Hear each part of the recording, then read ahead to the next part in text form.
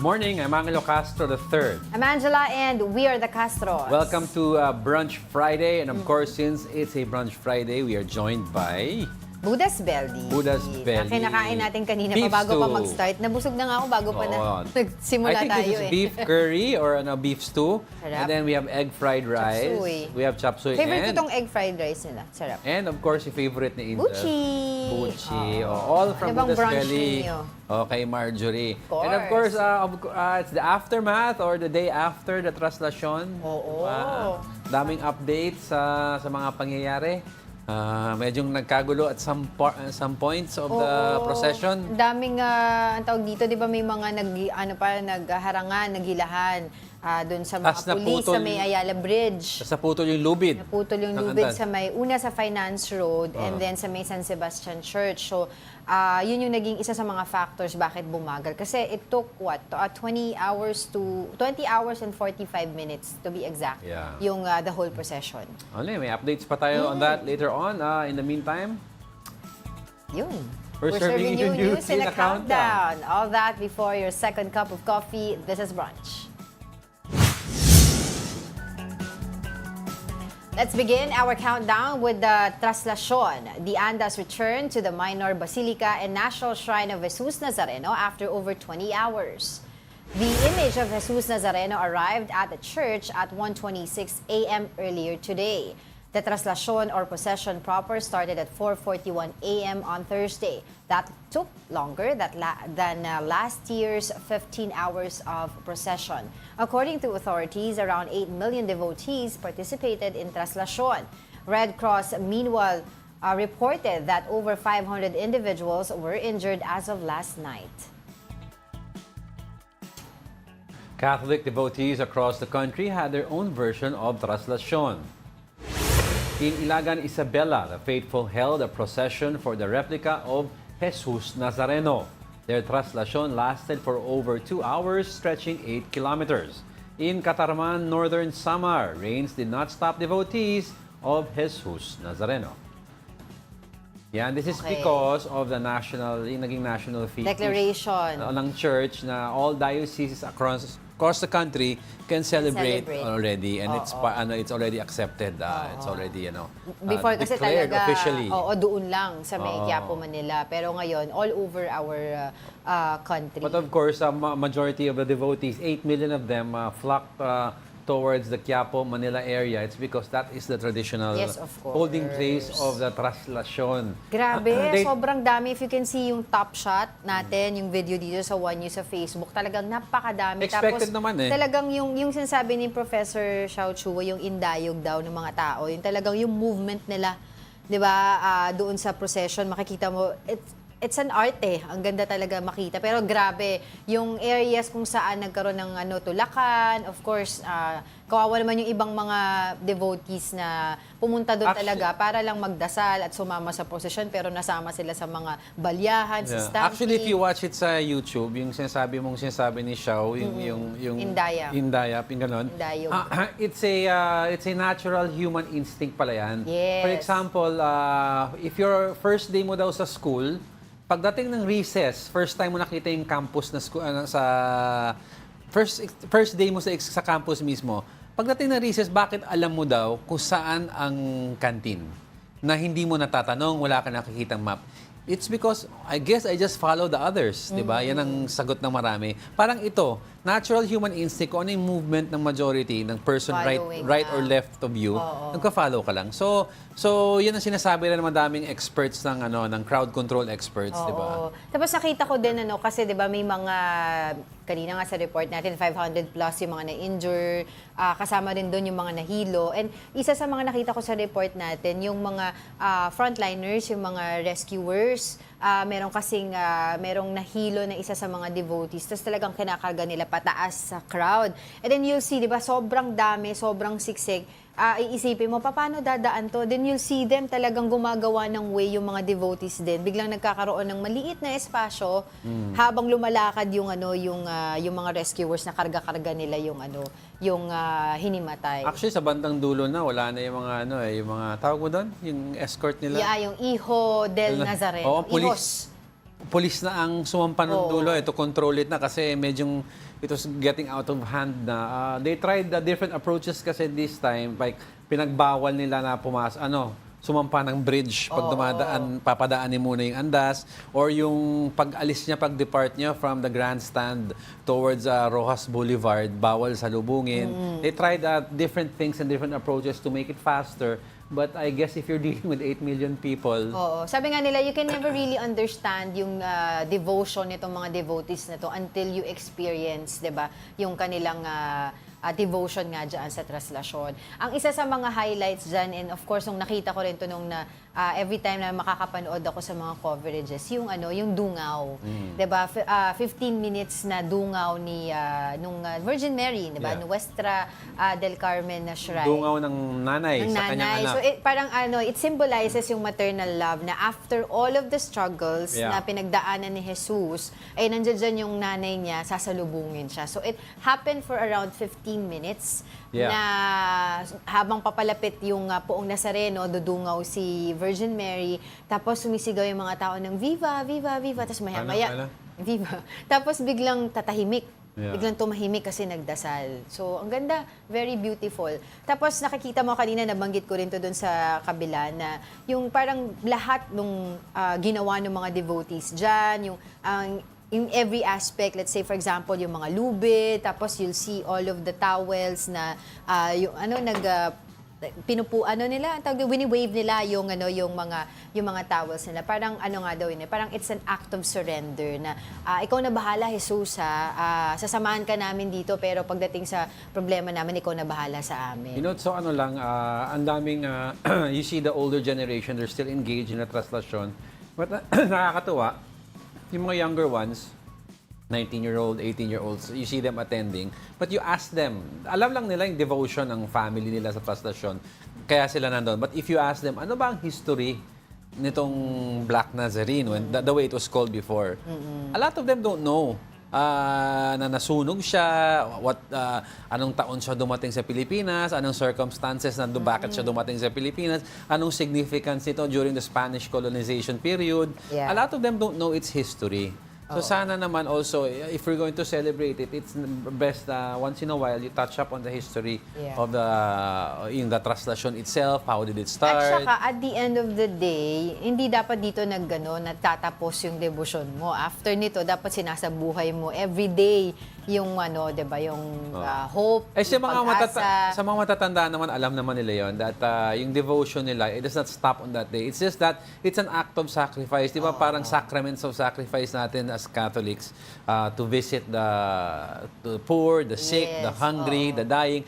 Even going to prison to visit yung mga act of mercy. Act of mercy. Yung sabi nila, for others, siguro yung pagdadasal ng taimtim is not enough. Kaya for them, itong such activity na tulad dito sa Translacion is something that is, bigger for them, that something na mas may papakita nila yung pananalig nila kay Jesus. Yes, pero, Mother Angela, Mother Angela. Pero hindi, lang. So at least natapos na rin, pero yung mga nakita ko rin mga basura doon, madami pa rin. Although may mga bagong panuntunan daw na maya't maya nangongolekta sila ng basura, pero you'll see also pa rin marami pa rin mga basura nagkalat doon. You have 8 million people and ang assumption mo is 8 million people, kunyari may matitino dyan, kahit 1 bottle each lang na maiwan mo doon, that's 8 million bottles. So, madami-dami. Dami-dami din yan. Pero ayun, at least as of now, sinasabi nila kahit papano, kahit may mga injuries, tapos may konting paggulo, may konting delay, 20 hours, 45, it's still a successful event for the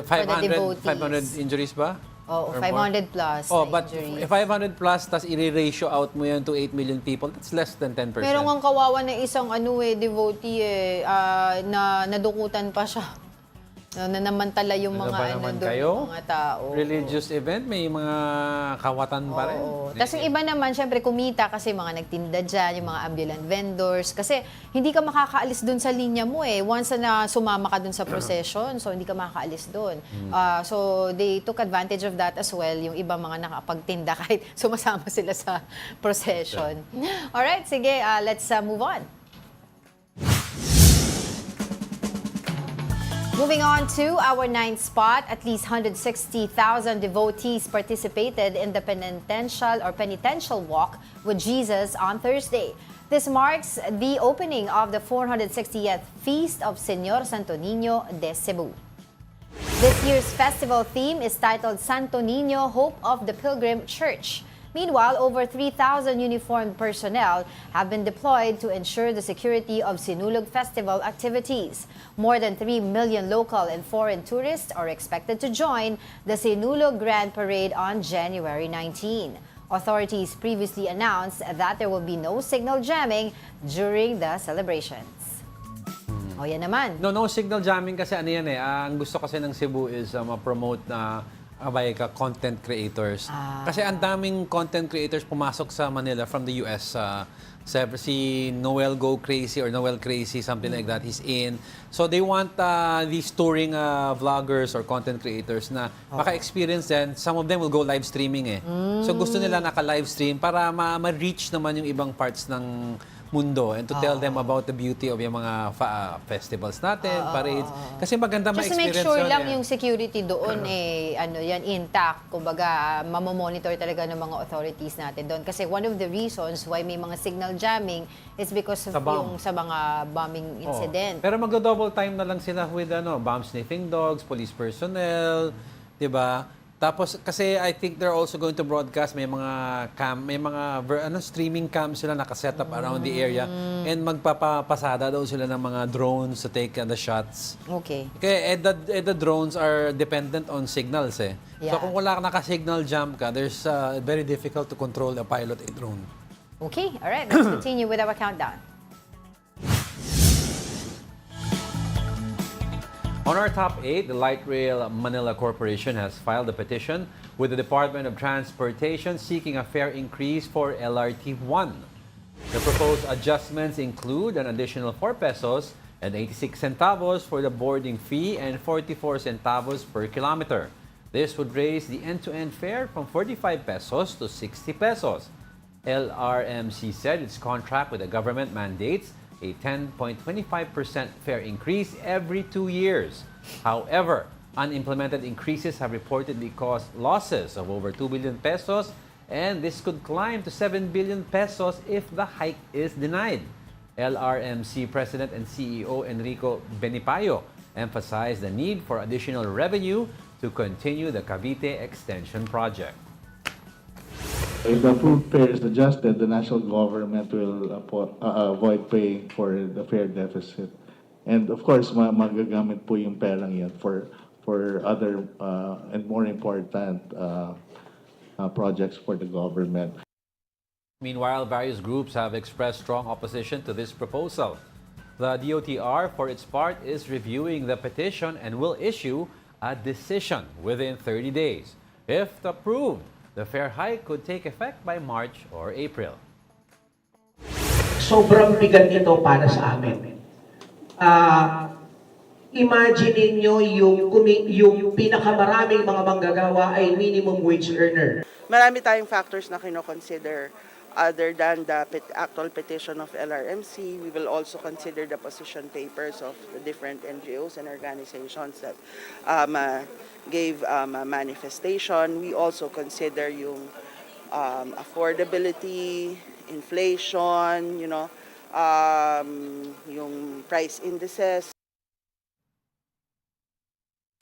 Oo, kasi yan talaga yung sinasabi nga ngayon, lalo pa ngayon, di ba, we had recently lumabas yung survey, yung mga newly self-rated poor.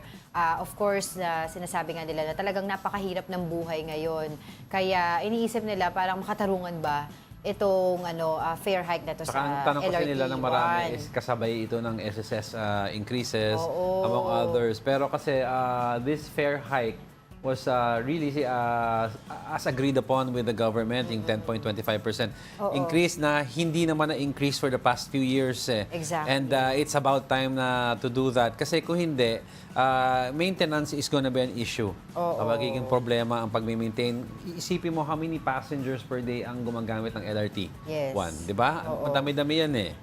So, sinasabi nga nung sa Kilusang Mayo 1, sabi niya kung i-increasean ito ng 10 pesos per trip, 10 challenging pesos bar, 10%. 10 pesos per trip would be challenging for low-income workers to shoulder. So this would jack up their transport cost by 20 a day. So ano mo yun, computein mo yun for a month. Let's say a month na pumapasok yung isang minimum wage earner. So sabi niya, it could mean shelling out 520 pesos for a working clock in 26 parang nakalagay days. sa screen is 4 peso increase. Per ano yun per kilometer, Per kilometer, ano yan. oo. So anyway. For end-to-end kasi, magiging 10 pesos one way. Pero kausapin natin mamaya, natin ang oo. taga LRT1, baka kasi mas ma-explain nila sa atin. Yung rationale behind Yan, yung rationale behind of this, thought process and Oo, why it is important to increase. increase. Ayan, sa screen, sana ma-flash natin ulit na mas matagal para Oo. makita. But ang mangyayari kasi dito, yung LRT Cavite Extension Project, most of the funding kasi nakasalalay din sa income ng LRT1, Exactly. LRMC, di ba? So anyway, let's to discuss this. further discuss this, we have LRMC Communications Head Jackie Gorospe joining us today. Good morning and thanks for joining us today, ma'am. Yes, good morning po. Thank you for the opportunity to share the details of our news on LRT1. Yes, this is Angelo and Angela po, no. So we would just like to know po ano po ba yung pinaka-reason behind, ano po yung dahilan, bakit po kayo nagkaroon ng desisyon na magsumite nga po ng petisyon para sa pagtaas ng pamasahe natin sa LRT1. Yes, so yesterday we had our public hearing for the fare application, fare adjustment application for 2024. So, bahagi po ito ng aming agreement with the government when took over the LRT1 system in 2015. So, ito po ay part ng the support that we need to continually improve, to continually offer better services for LRT1. Yes, but I understand that last few years daw, hindi daw nakapag-increase ang grupo niyo. Bakit po ganun? Why did you differ? Sir. Yeah, so part of the agreement po is we are allowed to submit every 2 years a proposal. There is a formula and allowed percentage. So every 2 years po we're allowed to submit, but our requests through the years have been unacted upon. So na-approve lang po noong 2023, first time po. So magta 10 years na po yung concession namin this year. And we've only received one fare adjustment, and that was in 2023. So it was implemented last year, and yun po, now yung sinabit namin last year, it's part of the every 2 years. Yun nga po, yung naging hearing yesterday is to discuss yung proposal namin for 2024. Yes, Jackie, I understand that this request that you have right now is also very critical to the Cavite Extension Project. What happens if the amount you requested, that you are requesting, is not granted, but rather they give you a lower amount? How critical is this to the project? No, so through the years po, we've been able to upgrade and rehabilitate the LRT1 system. And the Cavite Extension Phase 1, we successfully opened for commercial service last November 16, a few weeks ago, and it was well received by the public. So for us to continue with the rest of the project, the remaining phase, the remaining stations, we need the support of the government and also to make the operations and maintenance of LRT1 more sustainable. Kasi po, we understand, diba, rail is a capital-intensive sector, and through the years po, we've invested 45 billion already in rehabilitating the system, with the new trains, the station. So for us to continue doing that, we will need some support. And ito po, yung what we're saying, the management is the fare deficit will continue to increase if the fare adjustment will not be given. So that it will be definitely a helpful aid for us to continually improve the services and the upgrading, plus the remaining stations of Cavite Extension.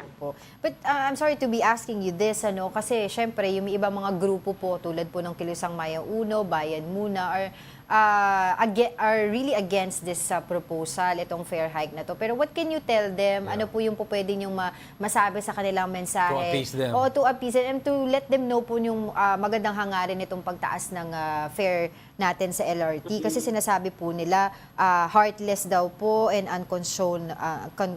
unconscionable as self-written poverty hit a 21-year high. We understand po the fare increases, fare adjustments are a sensitive issue, and we do not take this topic lightly. That's why we go through the proper process, nagkaroon kami ng consultation, and yung adjustment po is necessary for us to continue ensuring the sustainable operation, safety, and modernization of LRT1 system. So kami po, we've done so much through the years. We will need this support already, kasi po there are more stations to be built and then continue to upgrade. So we need to make sure na continuous yung aming improvement of services. So we remain committed to our mission in making LRT1 riding experience comfortable, efficient, safe. And sabi nga po nila, it takes two to tango, diba? We cannot just do the work alone. So we need the support po. But rest assured, any adjustment or increment po, we are determined to put more value to every peso or every centavo that they will spend for their LRT1 ride. Yeah, and moving forward, Jackie, para siguro ma-excite na rin yung ibang riding public at ma-appease yung medyo pangamba nila about the increase, what can we look forward to with regards to updates sa LRT1?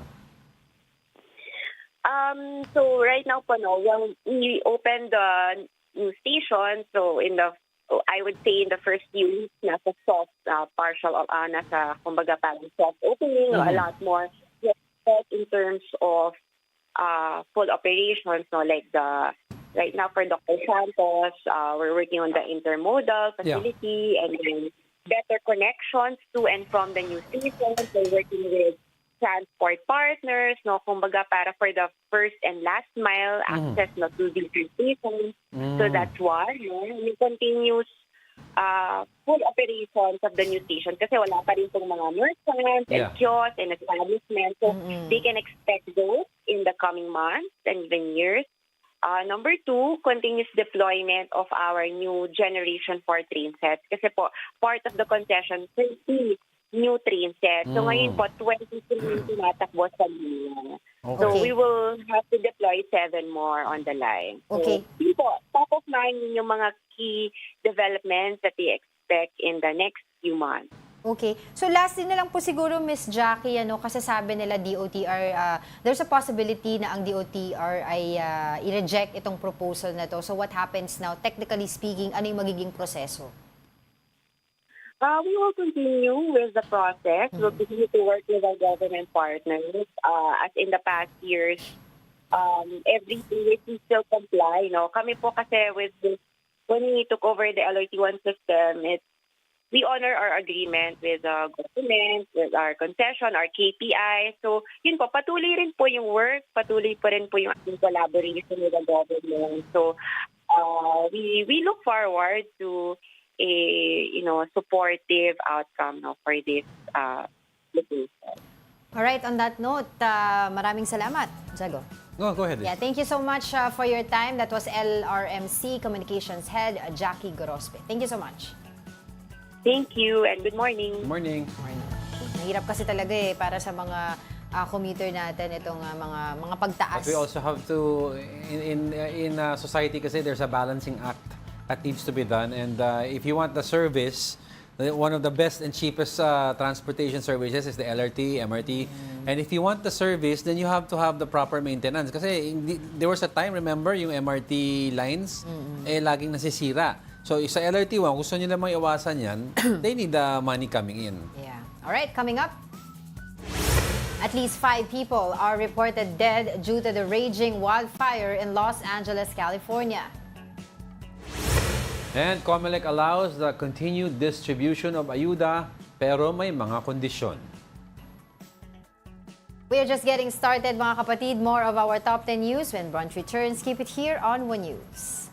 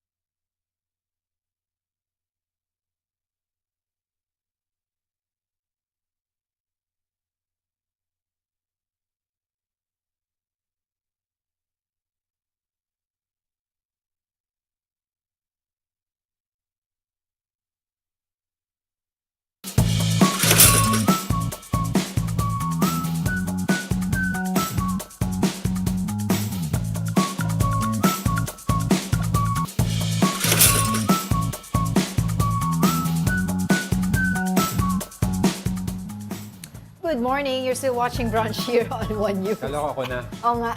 Well, Good welcome morning, back Gab. to Brunch. It's a Buddha's Belly Friday. Of Yeah. course, thank you Buddha's Belly and Marjorie Tan for sending over egg fried rice, chop suey, buchi, and yung Buddha's beef feast. stew or yung ano tawag dito? Yung Chop suey, ano ba? Hindi. Egg rice, egg fried rice, buchi, beef curry, beef rendang. Basta masarap siya. Lahat. Oo, na-try natin. And of course, Friday ngayon, daming pinag-uusapan, daming nangyari this week, yung Translacion, di ba? Of course, yung wildfire sa Wildfire, mamaya pag-usapan natin malaki-laki yan. yun, no? Pero batiin ko muna itong ating mga usual suspects dito sa YouTube. We have Ronald Maxtay, si Oscar, si Summer Cabrera, si Tita Daisy, Tito Naldi, and Kuya Jopet na nanonood all the way from Antipolo. Si Arto323, nanonood naman daw siya from SSS Village, Marikina City. City. Oo. Tapos, si Mina Benales, of course. Oh, nag-message siya, si Mina. Oo, si Tita Esther Abaya. We have Maria Barameda. Nanonood naman siya from Dait. Oh, 'di ba? Long live daw ano. I love brunch, long live. Christian Cabalquinto, good morning. Mayor Abad, si Barbie, Bart Bartolome, nanonood din siya. Si Ralph Domingo, kagigising lang daw niya, napasarap daw yung kanyang 12 hours of sleep. Si Mark Kasi Santiago, may lagnat yan si Ralph. Olympia Lesigues, and of course yung Reyes family. Alright. Si Tasha, nanonood din sa atin. Good morning. Okay, si VJ, don't forget. Alright, let's continue with our countdown. Settling in at our 7th spot, wildfires are still raging in Los Angeles, California, with 5 fatalities confirmed. More than 1,000 structures have been damaged, forcing over 100,000 residents to evacuate. At least 6 separate wildfires are currently ongoing across Los Angeles County. In an interview with The Big Story, Emmanuel Munda, a Filipino residing in California, shared that while the community is filled with fear and sorrow, the alert system in place is helping keep residents informed and safe. It's definitely been tough. You know, we could be angry, we could be sad, we could be terrified. Right now, I think most of our mentality is just coping with the loss from yesterday. A lot of my friends lost their homes. Praying that doesn't happen to us. What's great about LA is we do have a very strong infrastructure in alerting and alarming. We have a reverse 911 that would buzz and really make loud noises on our phones to tell us to get out or to tell us, well, you know, what stage we're in. Yes, Grabe. talagang tinamaan dito yung mga Palisades area, Altadena, those areas. Talagang all the conditions possible to make this a very difficult calamity to control happened. Like wind speeds of above 94 to 100 kilometers per hour. Tapos at the same time, California is known for its not necessarily too hot, not necessarily too cold, pero dry conditions sa sahig So, niya. contributed ba talaga yung So, whatever lawak ng the apoy? source is, whatever they find out later on, that ignited it. Kasi nakita there were some residents who posted na nakita yung fire nag-start na hindi pa ganun kalaki. There was a guy na sa backyard lang yan nangyari yung starting fire. Tapos ang bilis ng kalat because the wind just kept on pushing it. Oo. We've seen a lot of din yung mga properties ng mga kilalang Hollywood stars talagang leveled. Yun yung naging term nila na talagang down to the ground yung kanilang mga pinaghirapan ng mga mansions dyan. And of course, yung mga animals as well were deeply affected by those fire. Kaya kawawa din. Kaya talaga nga, sila. after this, I've heard the statements of several lawmakers from both sides, from both Republican and Democrats. They agreed naman that since alam nila California is very prone to these conditions, maybe moving forward, they have a new protocol in place para maiwasan. Like, there was a question from a lawmaker, how come we cannot implement what other countries are doing with the same conditions as California? Ibang countries kasi, like Australia is victim to that. But they have a way of controlling it. They don't leave their kunyari, ilang araw na daw walang ulan, ginagawa ng Australia, they have a way of irrigating several areas ng forest nila para maging damp. Oo, If magkaroon medyo man lang konting ng moist, fire, oo. it's a little bit easier to control. Oo, hindi mabilis yung pagkala. So bakit daw ang area nitong surrounding this Palisades, Altadena area, bakit napaka-dry daw? You'll see dry leaves, dry everything. Yeah. Not a sign of dampness. So therefore, you're creating a perfect, what they call the perfect condition for a bad wildfire. And it's not only surrounding areas yung nasira. You see fast food chains na sunog, physical structures burning Even to the the ground. church. And yung wind daw, the wind was very hot. Oo. Nakikita mo yung wind, di ba? Really contributed dun sa spread ng Hindi, parang wildfire, apocalyptic na yung wind. Pag umaano yung wind, dala niya yung mga ember, dala niya yung red Yes. So, yung makikita mga parang mo- upos. Oh, so parang Tapos, pelikula. pupunta yun sa kabila na walang apoy, din mag-i-ignite ulit. Mag-i-ignite yun ulit. Yun na nangyari. At ang bilis talaga ng mga pangyayari. We have, yung dating, dating artista dito, Claudio Coronel, na siya yung nagdala mismo, kasi caregiver siya. Yeah. Siya nagdala mismo nung kanyang patient out of the house, kasi nga dahil ang tawag dito, kumakalat na yung fires. Yung iba mga na-interview doon, even just daw yung alagang hayop lang nila, nadala nila, the rest talagang naiwan na. Si Harrison Ford, may video na lumabas na he was inside a police cruiser, a police he had to be evacuated na parang yung police na mismo kailangan ang Kunin siya. kunin siya. Tapos, when they were taking a video of him, nakaupo siya sa front seat ng police vehicle. Nakabukas kasi yung door, parang may nakatulala siya tapos may inaano siyang bote na pinaglalaroan na parang hindi alam. Nagdidelirio na siya. Parang nagdidelirio na. Siyempre, Shock na siya eh. he's Kasi, lived there all his life. You have Tom Yes. Hanks also. You have These are big properties, Yeah. mansion na si Jamie Lee Curtis. milyones yung pinag-uusapan mo. Tapos, di ba, in a second, wala na. And then yung mga, these are millionaires, but you also have the people who are yung regular folk na sinabi niya, there was this guy who was interviewed, dito ako naawa, he lost his family, entire family, sa COVID.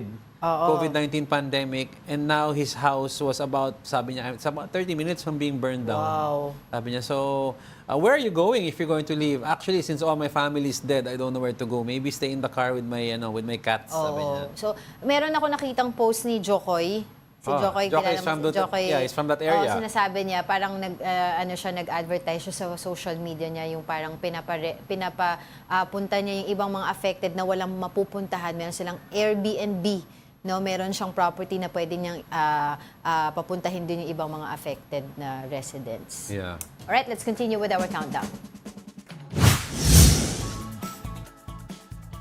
On our sixth spot, Senator Win Gatchalian flags the decrease in the government's tobacco excise tax collection due to smuggling.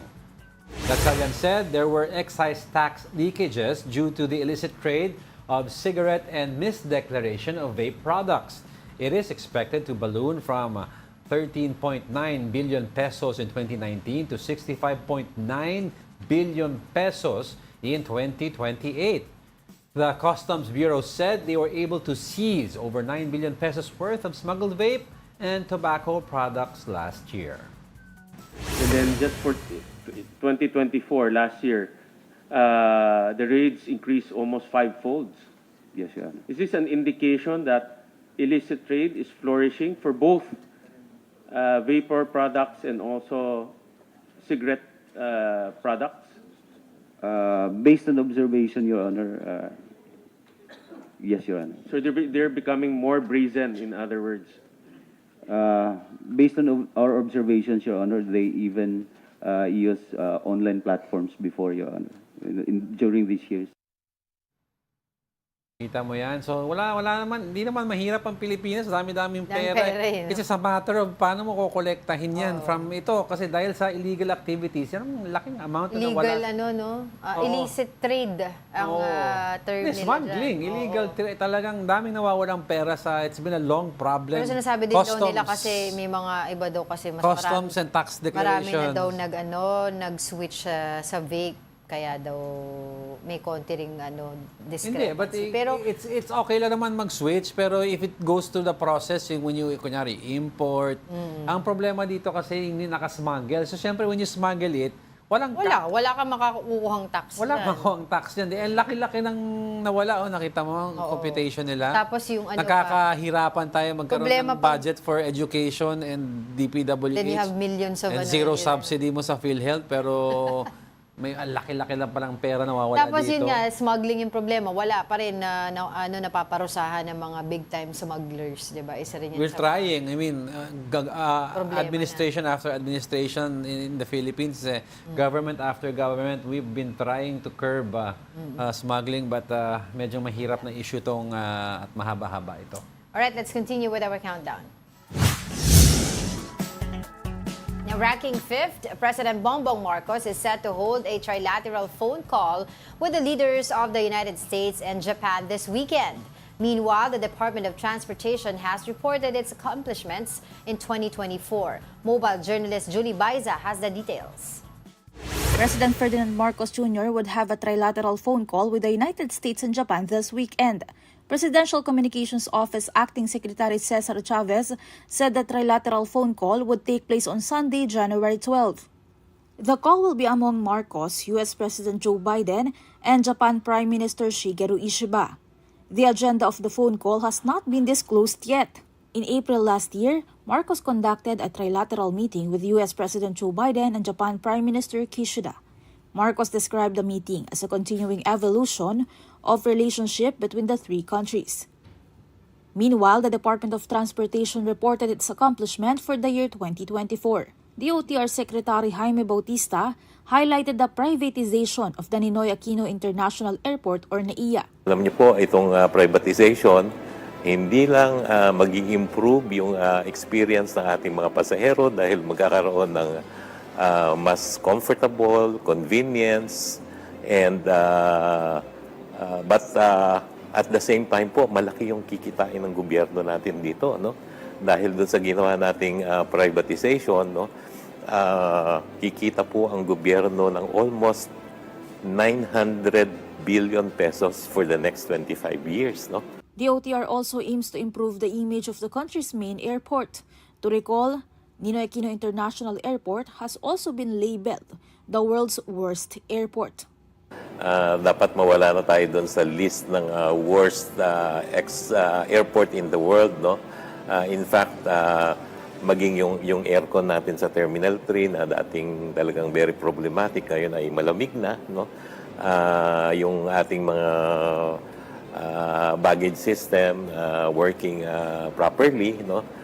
Aside from this, Bautista also boasted about the Batangas Port Passenger Terminal, which aims to decongest the port in Manila, and the LRT-1 Cavite Extension Project. Itong LRT-1 extension was able to increase the capacity of the existing LRT Line 1 by 80,000 passengers per day, no? Biro mo, 80,000 yung additional na passengers na magbibiyahe from Baclaran to Sucat, no? The DOTR earlier assured the public that the implementation of the government's flagship projects to boost the country's transportation sector is still on time and on track. Mobile journalist Julie Baiza, We're One News. All right, let's move on to the next.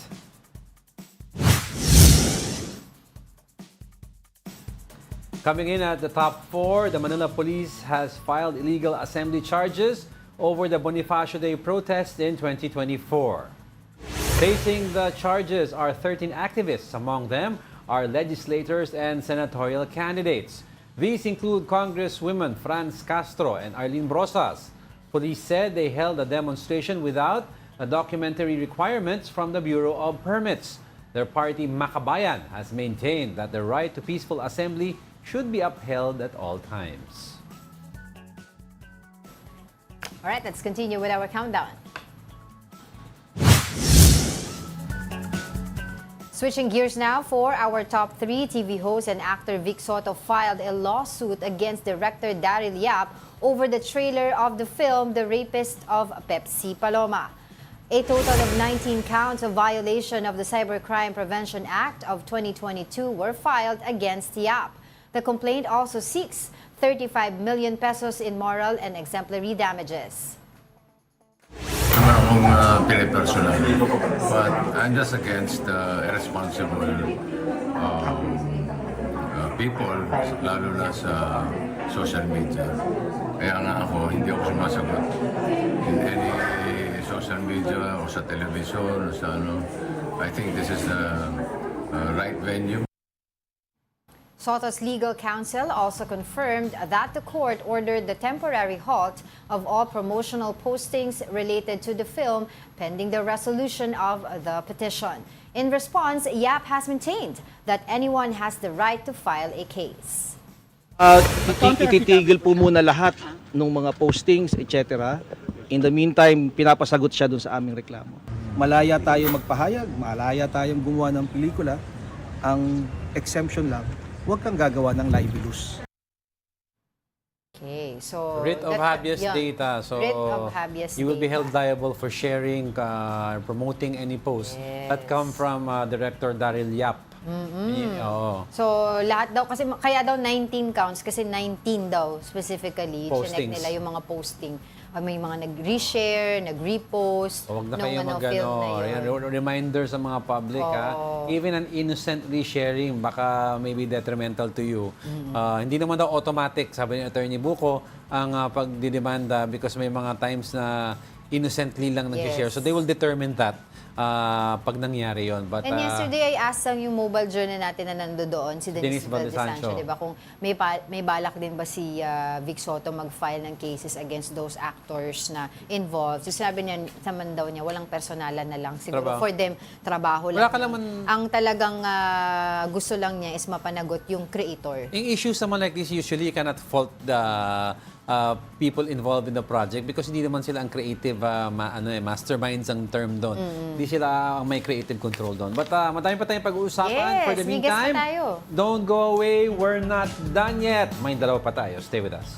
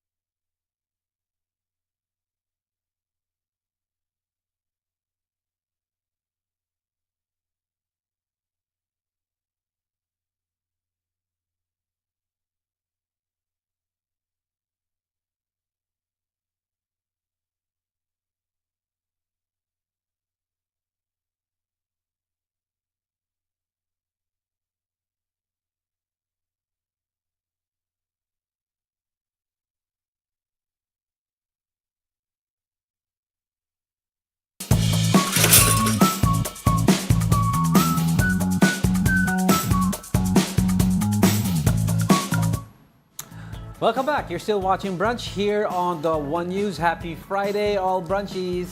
Okay, let's continue with our countdown. On our second spot, 4 in 10 Filipinos are supportive of impeaching Vice President Sara Duterte. That's according to the latest survey by the Social Weather Stations, or SWS. Out of 2,160 respondents, 41% expressed support for the impeachment, while 35% were opposed. The remaining 19% are either undecided or, quote, don't know much about the issue. So far, 3 impeachment complaints have been filed against Duterte. In an interview with The Big Story, ACT Teachers Party List Representative Franz Castro said that delays in addressing impeachment complaints could undermine the integrity of the House of Representatives. High time that the Congress should act on the impeachment complaints as soon as possible, now that more Filipinos are thinking or are supporting the impeachment complaints. Kasi kung hindi mangyayari ito, hindi ma-actionan agad ito, no? Mawawala yung tiwala ng mamamayan sa Congress.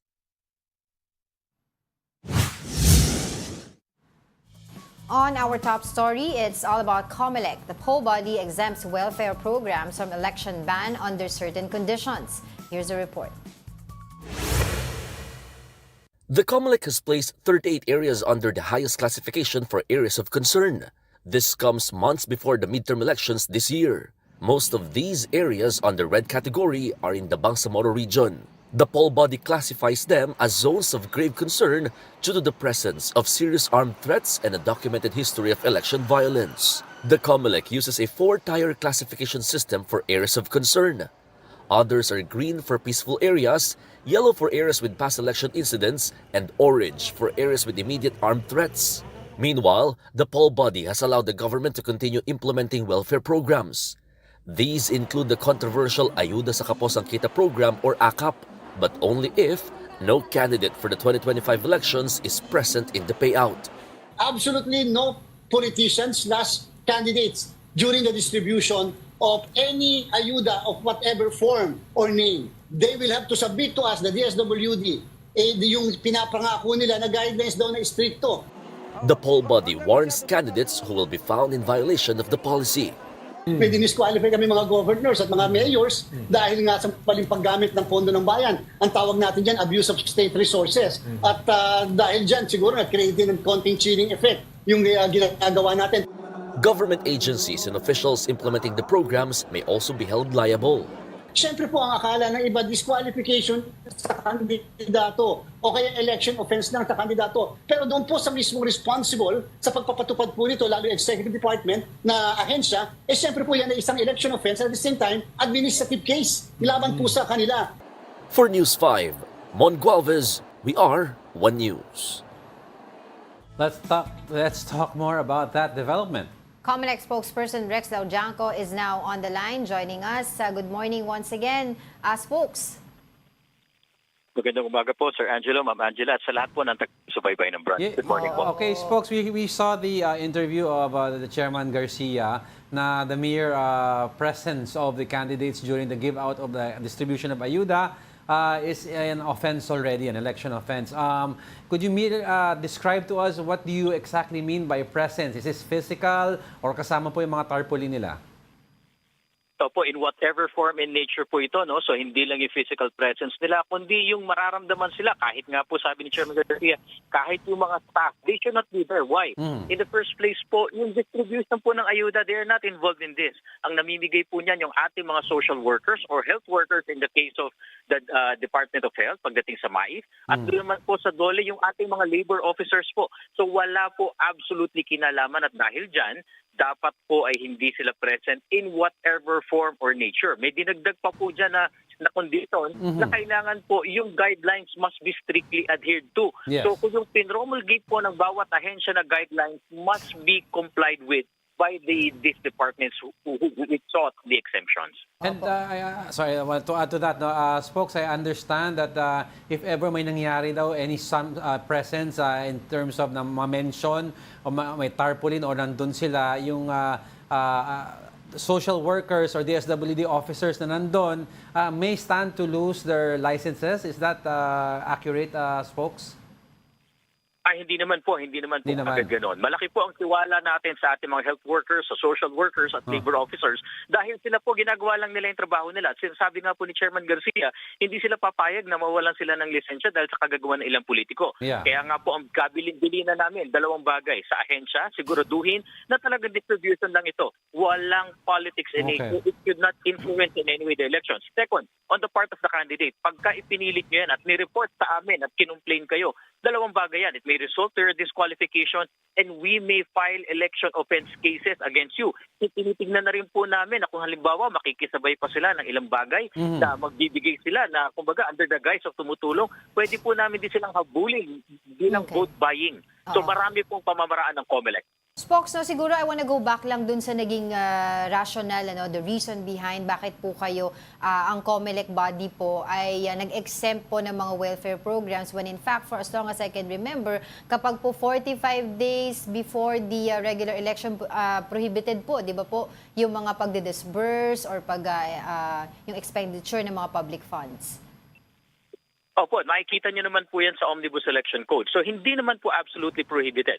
What is being stated there is that bawal po mag-disburse ang public funds to continue with public works and other social services unless may prior authorization sa Commission on Elections. So kung makikita nyo po, yung batas natin, hindi talaga siya intended para pigilan ng social services. Ano ang dahilan? Pinipigilan po ito para masiguro na hindi ma-abuse ang state resources, hindi mapuput forward yung intensyon ng mga politiko. Kaya nga po sabi ni Chairman Garcia, kahit kailan ang Comelec po ay hindi magiging hadlang sa ating social services.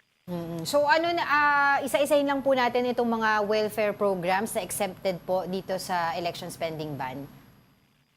Opo, una po sa lahat, yung sa DOH, yung pong tinatawag nilang MAIFs.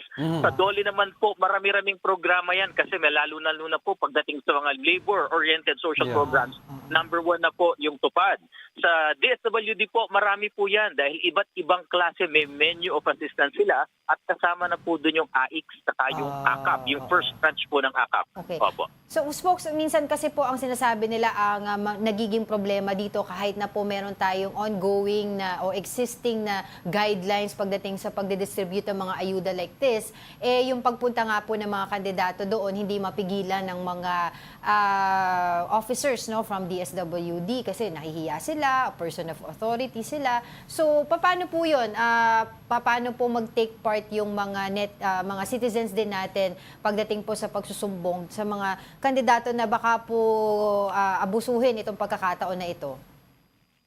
Mula pa po noong 2022, Ma'am Angela and Sir Angelo, binuksan na ng Comelec po yung aming linya sa mga complaints.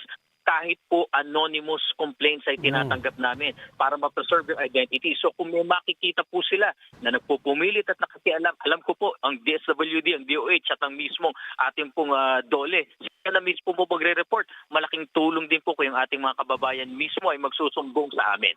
Spokes, I'd like to clarify some things. Paano po kung ang isang ayuda distribution event ay ginawa po sa isang private property that kinokondone or pinapayagan ng owner ng property ang politiko na to be part of the distribution?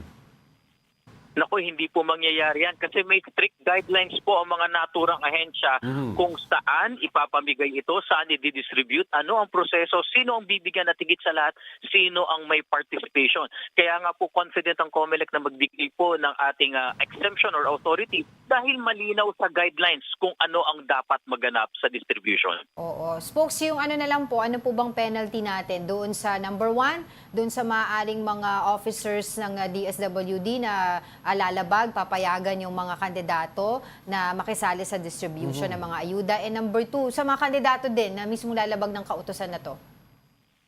Una po sa ahensya muna, maari pong i-revoke. Bagamat na-grant na to ay maaring i-revoke ng Comelec ang naunang na-grant na authority. So anong impact nito? Hindi na nila pwedeng ituloy. At yung pagkaka-revoke na yan, pag sakaling itutuloy nila nang wala na authority, they are liable for election offense. So idamay na po natin. Pero kami po ay naniniwala hindi gagawin ng ating social workers.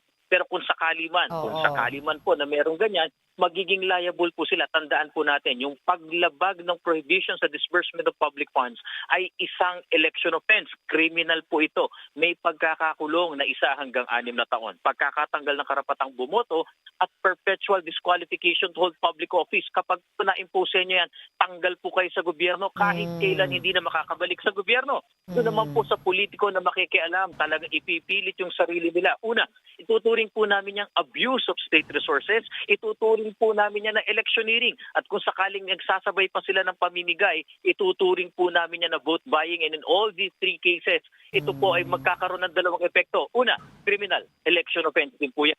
Pangalawa, administrative dahil i-disqualify po sila ng Comelec. Mabilis na lang po, Spokes, meron po ba kayong mga ide-deploy na mga officials from Comelec to make sure na wala nga po mangyayaring ganito? Or trust system tayo sa DSWD na hindi nila gagawin ito? Opo, ganito po, hindi po ganun karami ang tao ng Comelec. Mahigit 5,000 lang po kami sa buong bansa. So yung everyday presence po sa mamimigay ay maaring hindi namin magampanan. Pero ang sinasabi nga po natin, ang mga kababayan natin mismo, ang mga social workers mismo, pwedeng dumulog yan sa Comelec. At napatunayan po natin yan na talagang nagsusumbong sila sa Comelec dahil tiwala sila na impormasyon ay magagamit at mapapanatili po natin ang confidentiality ng identity nila. Alright, on that note, maraming salamat po sa inyong oras muli, Comelec spokesperson, Attorney Rex Laujanco. Maraming salamat po. I'd like to add to that. Sabi ni Comelec Chairman Garcia, you could report it to Comelec by sending pictures. Meron silang provided sa website nila where they can send pictures or evidence that proves may mga paglabag. May mga paglabag. Oo. Alright. Huwag kayong matakot. Magsumbong kayo pag may mga pa-epal na Ay. Nagalit na Friday. The word Thank you so much. Thank you so much. Budas Belly. Happy Budas Friday Belly. po. Budas Billy. Budas Belly. And that Marjorie. Marjorie Tan, hello, good morning. And that wraps up today's episode of Brunch. Join us again on Monday. I'm Angela Lagunsad Castro. And he is Angelo Castro III. We're One News. All sides, all the time.